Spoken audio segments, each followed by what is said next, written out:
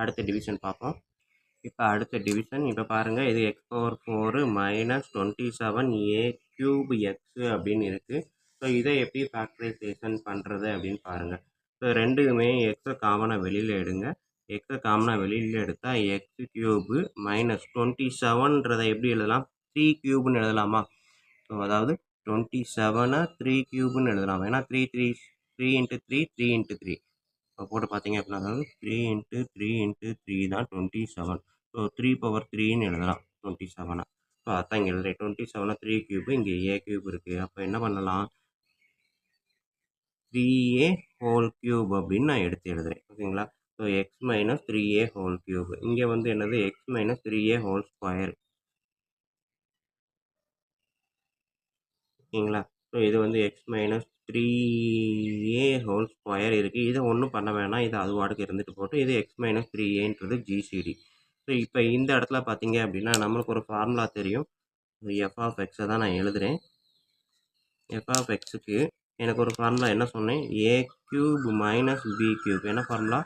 a minus b into a² plus ab plus b²ன்ற ஒரு formula நமக்கு தெரியும். ஸோ இந்த ஃபார்முலா படி இங்கே இருக்கக்கூடிய f(x)ஐ நான் எழுதுகிறேன். எக்ஸை அப்படியே எழுதிட்டேன்.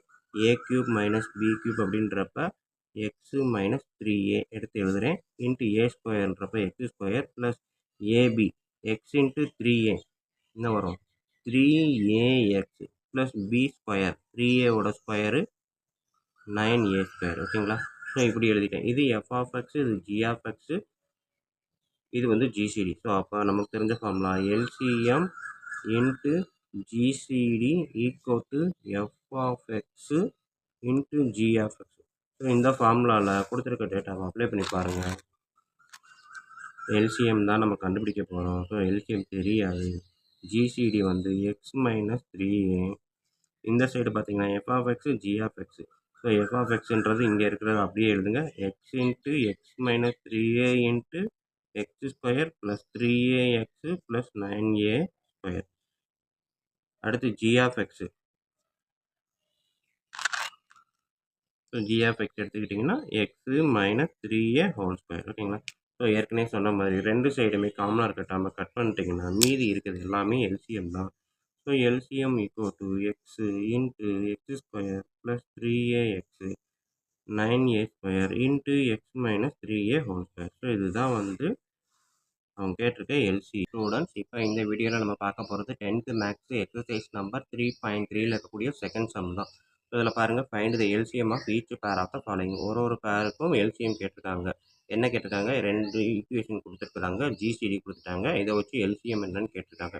இப்போ கொடுத்துருக்க ஈக்குவேஷன் ரெண்டையும் நான் எப்படி எழுதிருக்கேன் அப்படின்னா f(x) = a² + 4a - 1 gx வந்து இப்படி எழுதிட்டேன். ஜிசிடி கொடுத்துட்டான். எல்சிஎம் தான் கேட்டிருக்கான். ஸோ இதுக்கு நமக்கு தெரிஞ்ச ஒரு ஃபார்முலா என்ன அப்படின்னா LCM into HCF = f(x) into g(x) அப்படின்றது நம்மளுக்கு தெரியும். ஓகேங்களா? ஸோ அப்போ இதன்படி நான் என்ன பண்ணுறேன் அப்படின்னா இந்த ஈக்குவேஷனில் நான் ஃபார்மேஷன் பண்ணுறேன். ஓகேங்களா? ஸோ ஃபார்மேஷன் பண்ணுறதுக்கு என்ன பண்ணுறேன் பாருங்கள். இதை வந்து நான் வந்து ஃபேக்டரைசேஷன் பண்ணணும். மல்டிபிள் பண்ணால் -12. ஓகேங்களா? அப்போ ஆட் பண்ணால் என்ன வரும்?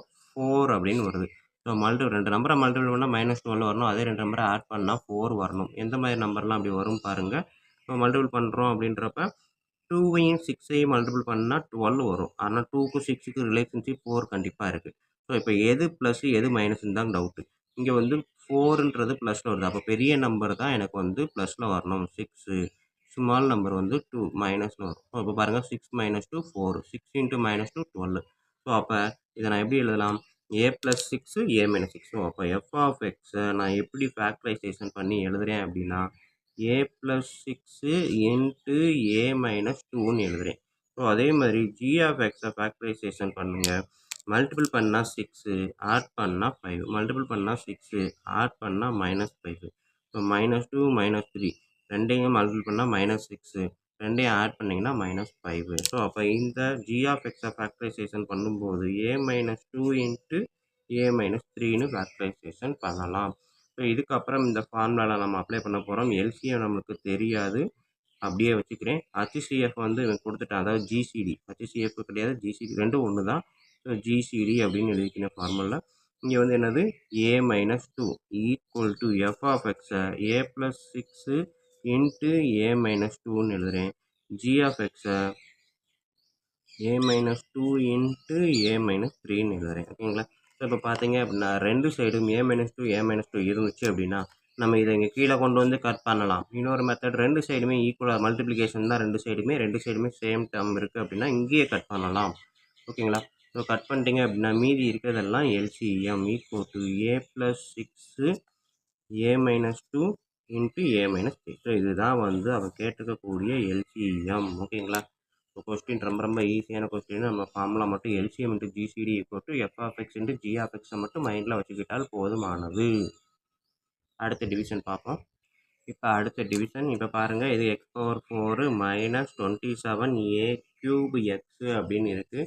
ஸோ இதை எப்படி ஃபேக்டரைசேஷன் பண்ணுறது அப்படின்னு பாருங்கள். ஸோ ரெண்டுமே எக்ஸை காமனாக வெளியில் எடுங்க. எக்ஸை காமனாக வெளியில் எடுத்தால் எக்ஸ் கியூபு மைனஸ் 27ன்றதை எப்படி எழுதலாம்?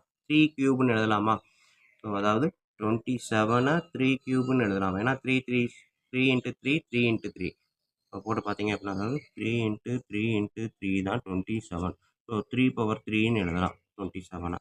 ஸோ அதான் இங்கே எழுதுறேன். 27 3 கியூபு, இங்கே ஏ கியூப் இருக்குது. அப்போ என்ன பண்ணலாம்? 3a ஹோல் கியூப் அப்படின்னு நான் எடுத்து எழுதுறேன். ஓகேங்களா? So X minus 3a whole cube. இங்கே வந்து என்னது? X minus 3a whole square. ஓகேங்களா? ஸோ இது வந்து X minus 3a whole square இருக்குது. இதை ஒன்றும் பண்ண வேணாம். இது அது வாட்டுக்கு இருந்துட்டு போட்டு இது எக்ஸ் மைனஸ் 3aன்றது ஜிசிடி.